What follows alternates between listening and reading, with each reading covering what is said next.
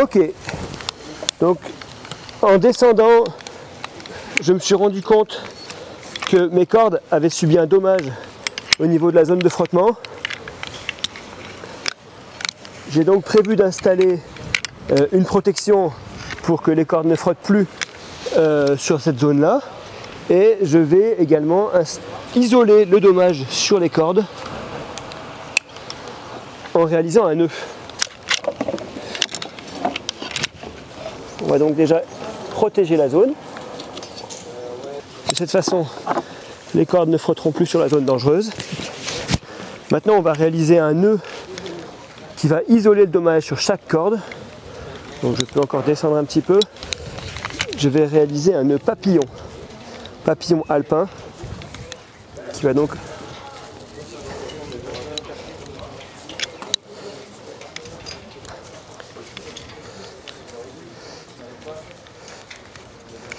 nous permettre de passer en dessous. Donc il est important de faire des ganses assez longues pour ne pas que le dommage sur la corde ne puisse se retrouver trop près du nœud, au cas où il y a un petit glissement dans le nœud sous l'effet du poids, une fois qu'on sera passé sous le nœud.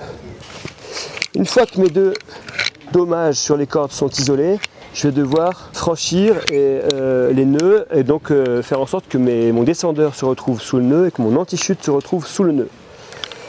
Pour que mon descendeur se retrouve sous le nœud, il va me falloir le libérer. Pour cela, je vais passer sur mes bloqueurs. Donc je descends le plus proche possible du nœud en me gardant quelques centimètres de réserve de manière à pouvoir ouvrir le flasque du descendeur.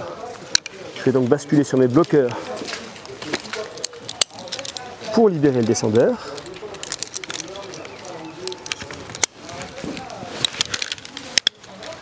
C'est ce qu'on appelle une conversion. Maintenant que j'ai libéré la corde du descendeur, je peux installer la corde sous la corde dans le descendeur en dessous du nœud. Je ravale le mou, je vais donc pouvoir descendre sur mes bloqueurs.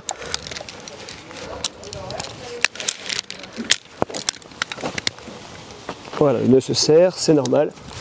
Je peux retirer mon bloqueur. J'ai mon anti-chute qui est donc bloqué contre le nœud. Pour venir placer mon anti-chute en dessous du nœud, je vais réaliser un second nœud temporaire. Je fais le même nœud, un nœud de papillon alpin dans lequel je vais venir me longer. Je peux donc m'y longer, en l'occurrence avec ma longe réglable que je raccourcis. Je peux donc enlever mon anti-chute et le positionner entre les deux nœuds. Le nœud qui isole le dommage et le nœud temporaire. Une fois qu'il est positionné, je vérifie son fonctionnement, je peux me délonger.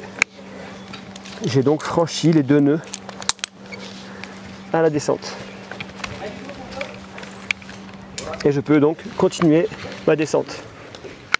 Rappelons que cette technique est une solution temporaire. Dès que je pourrai, je remplacerai les cordes de manière à ce qu'il n'y ait plus de nœuds à franchir sur les cordes, permettant une évacuation directe vers le bas si je travaille au-dessus.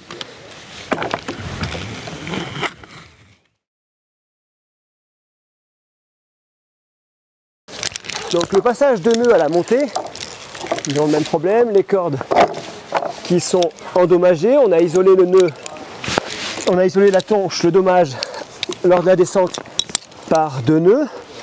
Pour franchir ce nœud, il va me falloir libérer mes bloqueurs pour pouvoir les connecter au-dessus du nœud. Je vais donc basculer sur descendeur. Et voilà la conversion faite pour passer des bloqueurs au descendeur. Je vais ravaler le mou. Je vais venir positionner maintenant mon bloqueur ventral entre le nœud et la poignée.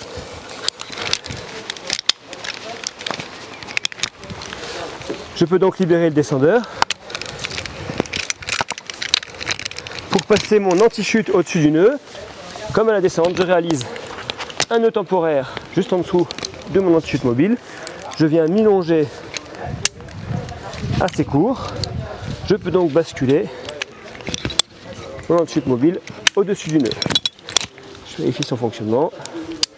Je le libère et j'enlève immédiatement le nœud temporaire de manière à ne pas rajouter un obstacle en cas d'évacuation ou en cas de secours. Et je peux continuer mon ascension.